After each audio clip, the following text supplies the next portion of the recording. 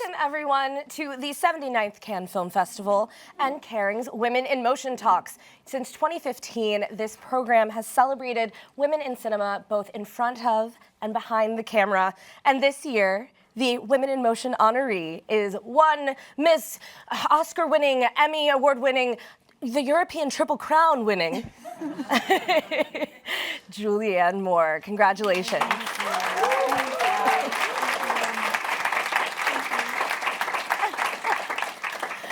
With all of those prizes in mind, you know, what does it mean to be saluted for this in particular, for this idea that your career mirrors the values of Women in Motion, that you have chosen roles that have uplifted women and created a rich portrayal of really of our gender on screen? Thank you. I like our gender. I'm proud to be. I'm very proud to be a part of it.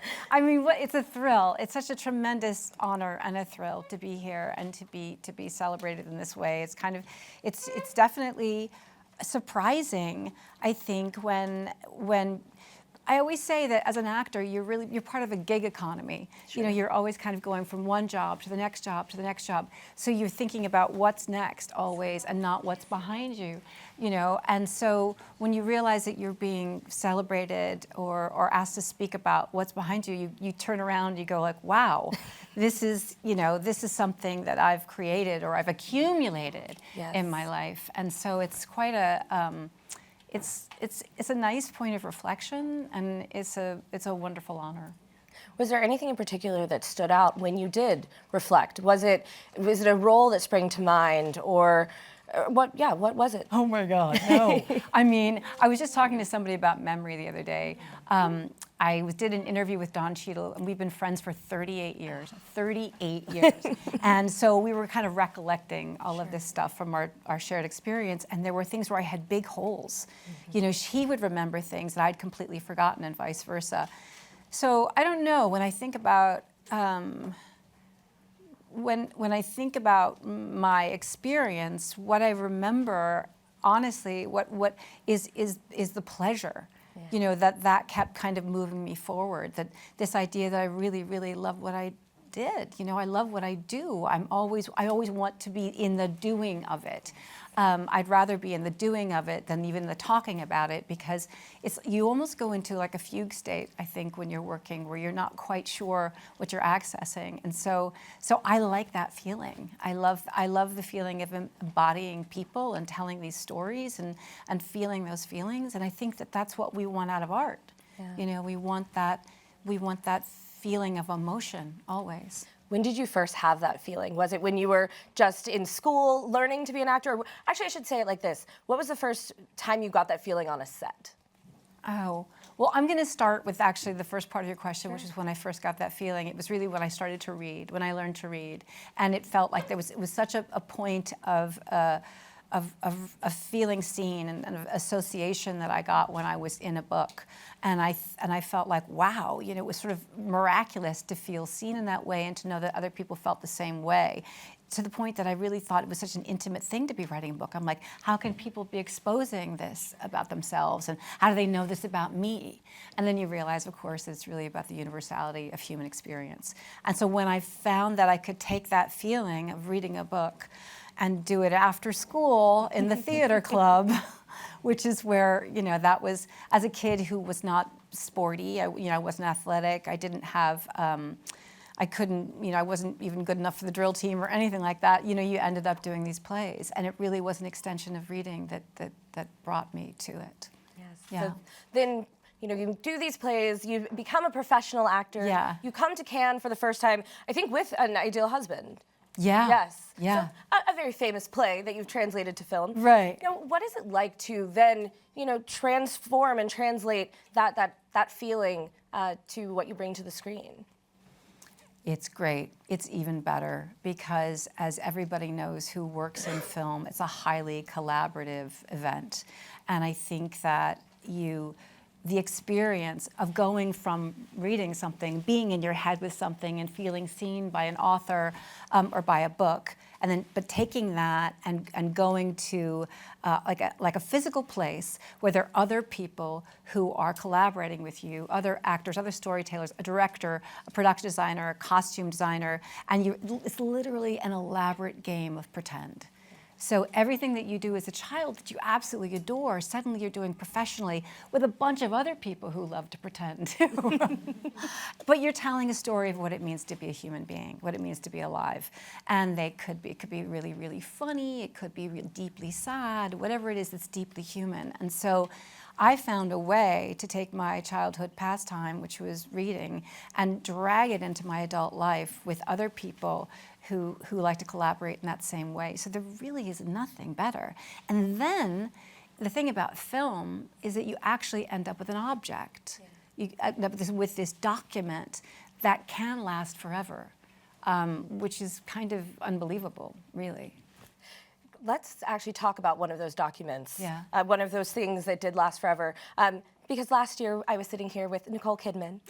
You succeed her this year, joining, I mean, in a pretty incredible, I think we, using the actual literal term of the word, a sorority. It's an incredible group of women, right. Many of whom you know, have worked with. We, of course, have Selma here as well. That's right. That have been these Women in Motion honorees. Yeah. But in 2003, you, Nicole, Meryl Streep, that was a really special moment in the industry, to have 3 women elevated all at once. What do you remember most about that? Well, first of all, I loved that book. I mean, somebody gave me that book for my birthday, and I didn't even imagine that it was going to be a film. And when I was offered the role, I was beside myself. I couldn't believe it. It was so precise and so beautiful and so moving, incredibly moving.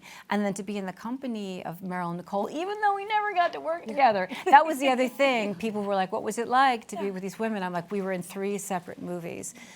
But when I talk about how we are moved by art and others' experiences, these are these 3 women who are linked by story and by history.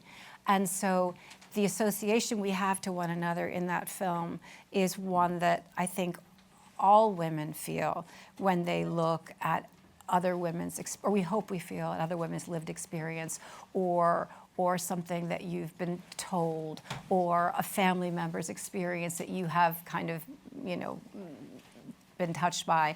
So in that sense, it was an incredible representation of what it means to be in relationship to other women's stories. Absolutely. And when we would see, throughout the award season, because like you said, you were not in the film together, but you did get a chance to spend time together afterwards. I know Meryl in particular is someone who's been very inspiring to you. Everyone, right? Yes, to all of I mean, I think she's the gold. I know, she's the gold standard. I think, when I think about Meryl and I think about kind of what she brought to modern audiences, or to certainly to my generation and to many generations after me too, is that she was the first. I sort of grew up watching television and movies and seeing movie stars, and she was the first woman that I saw who appeared to be, I don't know, she was like touchable and untouchable at the same time. There's something very human about her, and something very modern. And yet here she was on the cover of Time magazine when I was, I think, 15 or 16 years old. Here was this actress. She was like the next big thing, and she was so precise in what she did, like I said, so modern and so accessible, and yet glamorous and wonderful and brave all at the same time. And so I feel like she kind of lit a fire under everybody in terms of how we wanted to be, in terms of what we thought we could achieve in our work. Sure. Then what was it then like to get to, did you ever tell her that?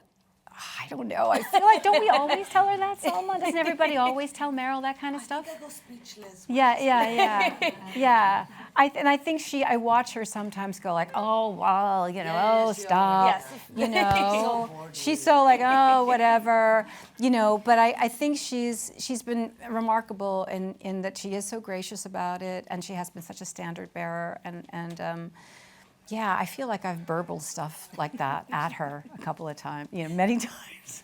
The reason I bring that up and I bring Yeah. her up is because, you have definitely taken up that mantle then to follow. The commitment that you have made. Also, the commitment Nicole made, that Yeah. was a big part of Women in Motion, the commitment to work with female directors. Right. What has it been like to carry her banner forward? Well, thank you. First of all, that's very nice. I don't know that I'm doing that, but I think that she definitely set an example that I would like to try to follow. But I think that what has been most interesting to me and what has developed more strongly as I've gotten older and been, I feel like, more in charge of my choices. Because initially, when you start out, you just do what comes your way. You don't really have a lot of choices. You're just like, great, I have a job, I'll do it. And then slowly you gain a little more authority and you start saying, well, this is what I want to do. And one of the things that I talk about endlessly in a way that's probably boring to a lot of my friends is point of view. What I'm looking for in a story is, where is the point of view?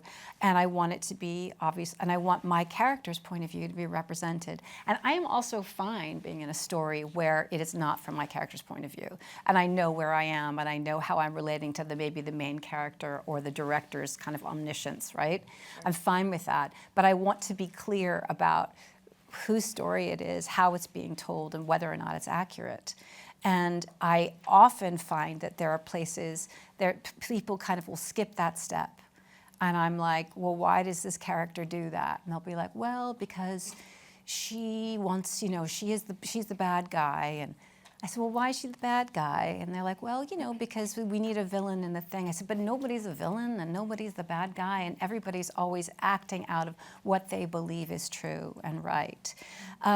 We saw a film last night that I wanted to talk about. We saw Gentle Monster, and it's something that really sat with me this morning, where I started thinking about it, where it was so, it's a wonderful female filmmaker and wonderful actresses, and it was so firmly set in female point of view and what it means to live in a society where you are not the dominant culture, where you're being affected by things that you don't recognize. And it was told so subtly and so beautifully and so movingly, and it was so very female, and it was really, really exciting to watch. Because it wasn't didactic, it didn't feel, there was nothing harsh about it. There was just a realization that these women were living in worlds where they'd been kind of really affected by the patriarchy and by male decisions, So I was like, wow, it was a beautiful thing to see, and a wonderful thing to see in Cannes, where it's really the ultimate place to watch films, where you are so focused, where you can kind of see everything and you have no distractions. But yeah, point of view, that's a big deal. And to your point about that, you don't have to be the protagonist to have your point of view actually represented in a story. More often than not, I mean, that is kind of the failing sometimes. Right. It says, oh, you are the wife or the girlfriend or this. That's fine. But you also want to have an actual rounded story and that depth of understanding. Right, and it's also okay to be somebody who's defining a main character. I don't mind that either. So then I understand that I'm in relationship to that. But I want clarity around it. And I think for myself too, I'm just interested in stories where I feel like things are authentically represented. Oh, we were talking about names this morning. Sure. We're talking about names and how you can tell when someone was born by what they're named, and how some names go in and out of fashion, and what is a name that your grandmother might have had and your mother might have had, or and like that specificity in a screenplay, somebody knowing where somebody exists in time, what they relate to, what their name would be, all of that stuff really contributes to knowing who that character is. Absolutely. Yeah. What has stood out to you in some of, as you say, now that you have more choice, what has stood out to you in some of the roles that you've taken recently? What has stood out? What's interesting to me, I'm less and less interested in tragedy, I would say. And I think that particularly now at a time when things are really rough globally, it's very difficult for me to invest in a story that I think is pretend, where I feel like the depth of the emotion, the measure of it doesn't measure up to what's happening in the world. And I don't feel like I want to engage in it. And there are times when I see things emotionally, when something is there for stakes. I don't like easy stakes. I don't like someone being murdered. I don't like, explosions and guns. I don't like histrionics. I don't like things that raise the stakes without real feeling underneath. I mean, it actually bothers me because I'm like, I can't, that's just like noise, that's like up here. I don't know how to play it. I don't want to watch it, So that's been interesting because things that I might have thought were interesting years ago because I hadn't attempted to do them are less interesting to me now. When you look at something like you're making a new movie, or rather made a new movie with Jesse Eisenberg. Yes. You're going to get into the musical comedy right. genre again. What was it about that role and that opportunity? God, what wasn't it about? I mean, it was really, I think that I can probably count on two hands the scripts that I've read in my career that have made me just like electrified. And this was one of them. Jesse Eisenberg and I had worked together on his first movie called When You Finish Saving the World. And he's a really assured, wonderful filmmaker. And he basically sent me this screenplay and said, I wrote something and I really hope you'll do it. And it's magnificent. And it's a comedy and there's definitely an elevated tone to it. But when you talk about things that matter, and it's really a story about a person who finds the world that she wants to commit to and finds a place where she feels valued and she finds a community that she can belong to. And it happens to be community theater. But that's what matters to people. So what was interesting is that like, I'm less interested in like, I don't know, an explosion happens and blah, blah, blah. This is a person who auditions for community theater and it really matters to her whether or not she gets this part. And the world, and in this little world, everybody values it and everybody's invested in it and the stakes for them are really high. So those are the kind of emotional stakes I understand. I understand like caring about like, your best friend's birthday party and does everybody come and have they RSVP'd and, is she gonna like what I got her? And, those human stakes, I'm very, very interested in those. And this one has it in leaps and bounds and it's joyful. Like I said, it's about the human experience. It's about the expression of feeling. It's funny. It's extreme, but it's within, it's imaginative in a way that I find really refreshing. How does the experience of getting that script kind of fit into that evolution, as you say, of having more choice and having that idea of, what I've heard and what I've found is that a lot of people, when they kind of make a decision that they're going to work in a certain way and that they have certain values and things align, right. Things just start to funnel to you that are what you kind of desired to put out. That's interesting. I wish I believed that. I feel like sometimes I do, sure. But I also feel like there's a period of saying like, no, I think that's like too dark or no, or, there might be a time of kind of reframing. Yeah. And I've never found that anything in my career has been linear at all. It's been so up and down and up and down. You're like, oh my God, I'm never gonna find anything interesting until suddenly you're like, oh, I really think that is interesting. You just don't know. And so much of what we do relies on creators and writers to kind of come our way with stuff. And I don't know, but I do think that you develop an ear for what you like. You're able to, I think it takes a lot of work. It takes a lot of reading and digging and watching and looking. And you start going, oh, that's what I would like to do. No, that's true. I mean, how far into a script does it really usually take you to know if it's a yes or a no? If it's a yes, it's usually immediate. If it's a maybe or a no, I'll go all the way to the end. That's the worst. When it's a no, I generally I can read the whole thing because I keep hoping it's going to get better. Mm-hmm. Right? You're like, there's going to be something. There's going to be something here. I know. That's right. You got to kiss a lot of frogs. That's right. Well, Yeah. to that idea, you know, as you focus on finding those stories that speak to you and finding those ones with a strong point of view, you know, we are still statistically kind of we're in a bit of a backslide in terms of representation for women on screen and behind the camera. You know, we do make up 52% of the population, but right now women's roles fell from 41.3% in 2024 to 37.1 in 2025. Yeah, right. What does that indicate to you? We were in a bubble of. I mean, I think that. I mean, this is a discussion that I've been having about our work and women's representation from the very beginning of my career. And I always say it's not endemic just to the film industry. It's global.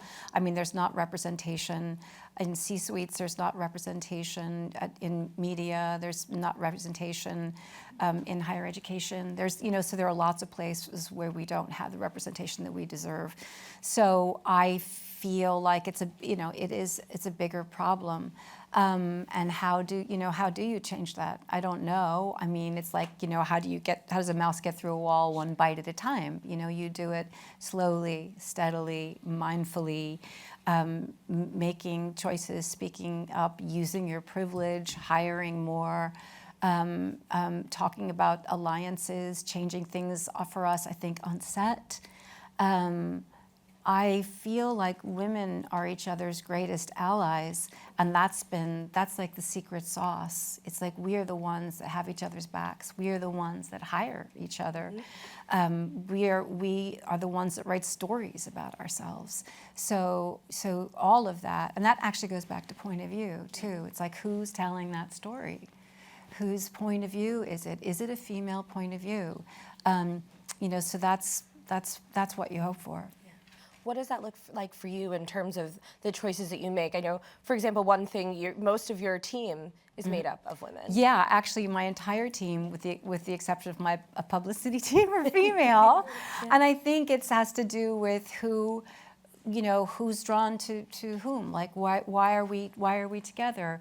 We have the same tastes. We have the same interests. We gravitate to all the same material. You know, so that's been something that just sort of happened magically. Absolutely, it's one of those things that you don't necessarily do to make a statement or to make a point, but it does actually have a bearing on how your experience walking through the world is. Yeah, you do it because your values align and your interests align. Actually, yeah. When you look at just the innovations of your career, or, well, not of your career, but throughout your career, in terms of representation, seeing more people on set, what have you seen in terms of the arc of that? I've seen incremental change. I mean, I have definitely seen change. I mean, I can remember being on a set not too long ago where the only women on the set were me and the third AC, this young woman. And it's when Hillary Clinton lost the election. And we were both devastated. And I said, look around the room. It's just you and me. We're the only ones here. I mean, that was what was shocking, and it was shocking to her too. And she was, you know, I think she was 24 or something. So I've definitely seen, I've certainly seen more gender representation in crews. That was really unusual when I was coming up to see any women on a film set, on a crew. So that has changed. There have been more female directors, more female writers. You know, in terms of actresses, they're my girls. Sure, they're always there. We're always together. I can remember, and Selma will remember this too, back in the day, like when I auditioned for something, I would call and talk to my agent or manager afterwards, and I'd say, well, is, you know, so-and-so going to get it? Is she going to get it? And I said, I feel like she's going to. And she'd go, well, how do you know? I said, because I sit next to her every time. We're always there. I know it's going to be her or me, and I know you know the other women's strengths. Yeah. You know, you're like, well, she's going to be the better choice. She's going to be the one that, you know. And so like I said, there's an incredible alliance among actresses and a sense of admiration for one another's work and strength. And not a competition either. That's the thing. You sit next to someone for decades doing, well, you haven't auditioned in a while, but you sit next to someone all of those days. It is not that you are bothered necessarily that she got the role. It's that you know people's strengths. You know people's strengths. Yeah, you know when they'll serve the material better than you. You also know if you have a really strong feeling about something that you might serve the material better. You know, you kind of you understand that everybody's got their everybody has their vibe. And it gives you opportunity to know when to work with them in the future because you know what would be a great opportunity to collaborate with someone. I want to go back really quick to what you were saying about the kind of larger problem we have with representation. You told a story recently. You're on a plane with your daughter, and she noticed that there were not that many travelers of women in the business class section. What was it like to see her see that? Oh, well, I'll refine the story Sure, a little bit. She was going somewhere, I can't remember where it was, and she got bumped up. And so she got bumped up into business class, and she went to an all-girls high school, and also in college felt like she had a really strong, female friend group, and it felt very balanced to her, gender-wise, her whole group. And so she went somewhere, and she got bumped up, and she went, "Mom, it was all men." And I said, "Welcome to my world." But she was shocked because she'd never been in a place where there wasn't 50-50 representation. Well, like 100% in her high school, and then in college where they were all really strong students and they were equally represented. And so here she was in the working world, and suddenly she was like, "Well, where are the women? Where are the 50% of the women that I'm used to seeing everywhere I go?" And so suddenly she sees this big drop off at the age of whatever it was, 23. Yeah. So I said, "Yeah, it's surprising, isn't it?" And I think that as these young women have reached adulthood, that is something that they are reckoning with, that with all of the education that we were able to give them and all of the support, I think they finally understand what it was that we wanted for them and what that we were trying to prepare them for. You don't see it until you see it, What advice did you give her about the idea of navigating it? Because obviously you have done it in a different industry, but figuring out how to still accomplish the things that you want to accomplish, knowing that we are less represented. What advice did I give her? I give my children the same advice. My son, also, and my daughter, just in terms of the world that I really encourage. I said a work ethic is more important than anything else for a young person. I said whenever you see a young person with a great work ethic, an older person will be like, "Come with me, I have a job for you." And I said, and just do it, get it done, be prepared. I talk a lot about confidence. This idea that confidence is innate is sort of crazy. It's not. Confidence is something that you have when you have prepared yourself. So I'm like, prepare, be prepared, be educated, know what you're supposed to do, then you'll be confident walking into it, I can't, it's in terms of, I think that both of my children feel, I don't think that they feel they've lived in a patriarchal world in our family, So I think it's the way they see the world. I think they've been cultured in a way that hopefully will help them bring equality, gender equality forward. Absolutely, and not specific to your children, but how do you look at the journey that you went on, the trajectory that you had, how you found your way to succeed? Wow, I do know words. I think that I still can't believe I can make a living doing this. I cannot believe it. I have so much gratitude. I don't know. I just don't know. I feel like, once again, another thing that I say to my children too, and I think is so important in life, is to follow your interests. That being interested in something, brings you everywhere. Being interested in people, being interested in material, being interested in the world and in travel and in conversation and all of those things. If you do the things that you like doing and do them well, it leads you somewhere. And it kind of goes back to that thing about, going into the theater club and thinking, this is so much fun. I love this. I love doing it. It's like taking that. I think that the pleasure and the joy for me, help me withstand the times when I'm like, this is a drag, all of these auditions and, you know, the tough stuff. I think that I can't wait to go to work. You know, I'm always so excited to be there. It's such a privilege, and to find something that you care about, and to, like I said, to do those little pieces. To think of it that way, never think of it like, if I thought that I had to go from, you know, college to here, I'm like, how do you get to Cannes? I'm never gonna get to Cannes. You know, it didn't seem possible. Yeah. It didn't seem possible. But I think that, you know, like little steps. But it doesn't end either. It doesn't end. There is no there. There is no.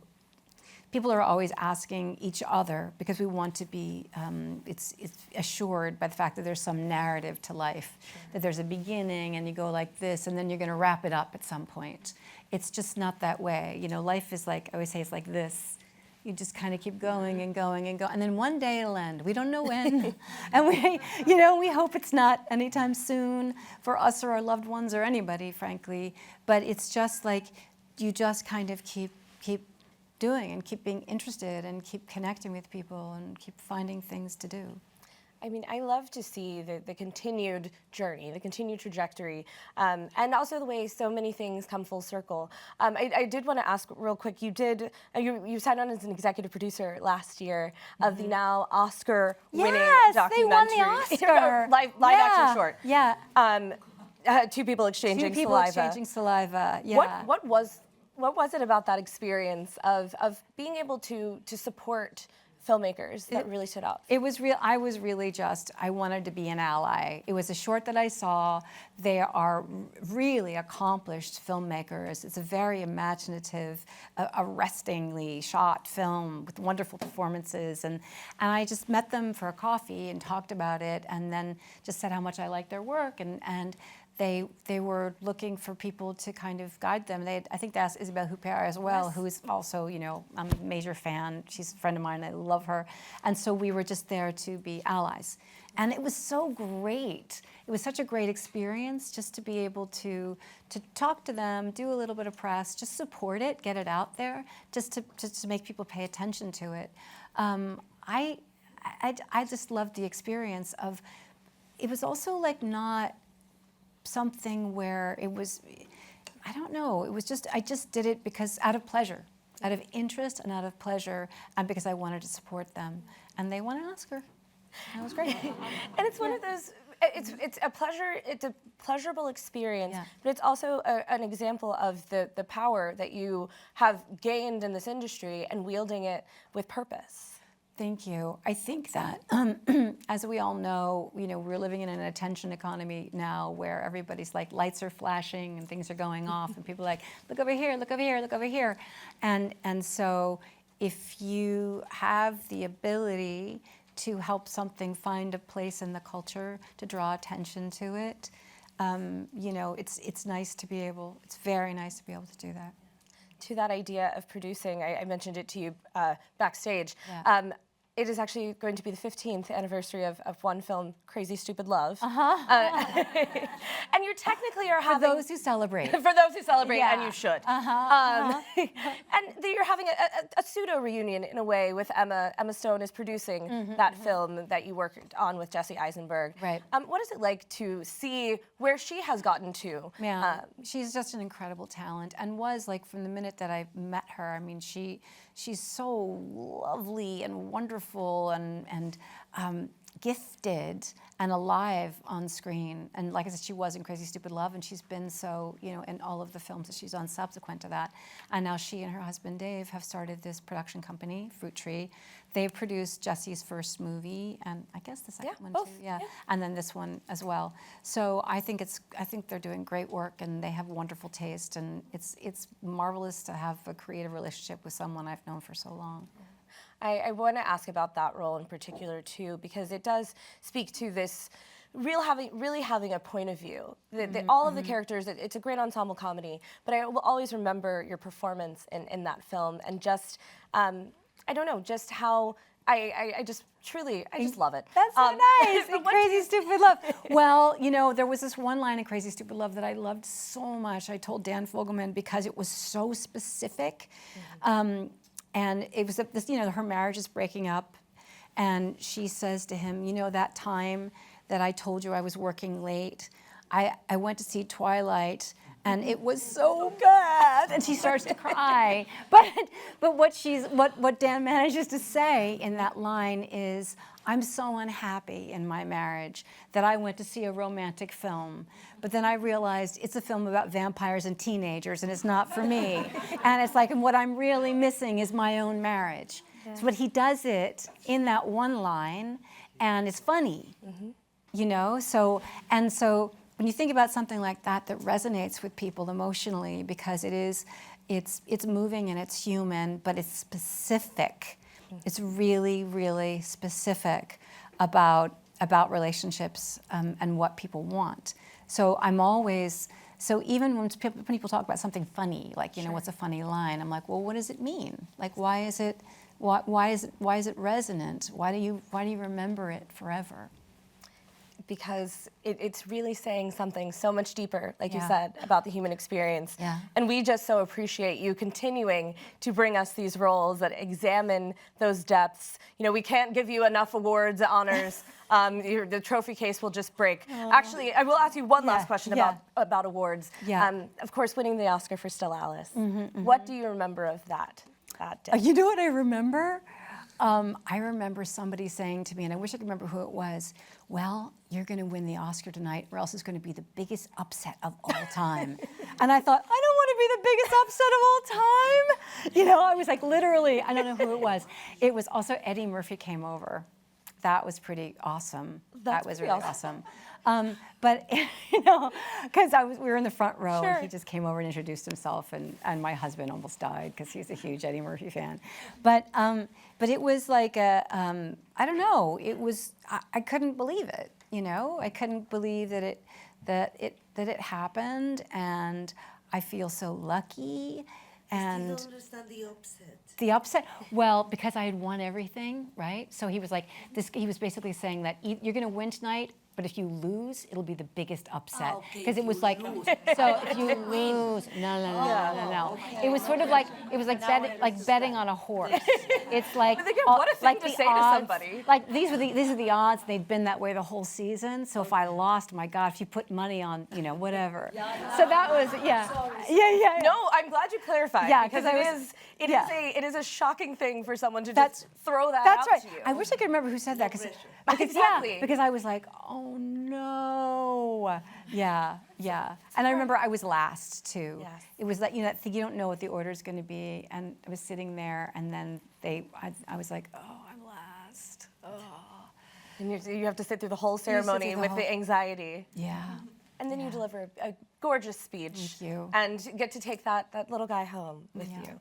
Well, we're excited to see what comes next. Obviously, Jesse and Tom Ford as well. Yes, but I mean, it's very small. You know, lots of dresses though. I don't say much. But I wear a lot. Yeah. Well, we look forward to what comes next, and we thank you for allowing us to celebrate what has come so far. Congratulations, Julianne. And thank you all so much for spending some of your festival experience with us. Thank you so much. Thanks for talking to me.